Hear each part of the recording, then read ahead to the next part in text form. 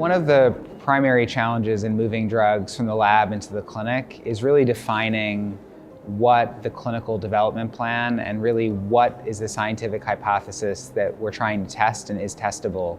What I find a lot is that the types of questions that can be asked in the laboratory are quite different than the type of questions that can be asked in the clinic. And making sure that we have the right people at the table on both sides of that equation, the scientists who are involved in developing that drug, as well as the clinicians who can really understand the science of it, but also translate how to bring that to the bedside, is really the kind of critical components of making that transition. The absolute biggest hurdle is money. It's incredibly expensive to do a clinical trial. So you have to really have everything in place to convince people that this is going to work.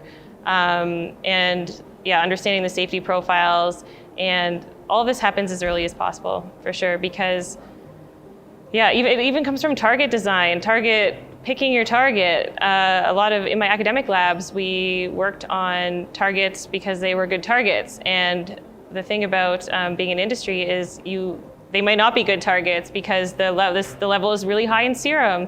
So that would be a big sink. So that's it. We can't drug it, basically, or you have to think of a creative way around that. To move a drug to the clinical setting, a big roadblock is, of course, the potential toxicities and complications that it may have because we did not know enough biology. But this is why we have preclinical and clinical trials. They are called trials for a reason. This is where most drugs fail. The more informed the biology and the properties of the drug are, the higher the chance that you will succeed. I think the main limitation is because of the preclinical and in vivo study are very standardized, and so they don't resemble what is happening in real life. So patients are very heterogeneous, and so what can be beneficial for some patients maybe cannot be beneficial for others.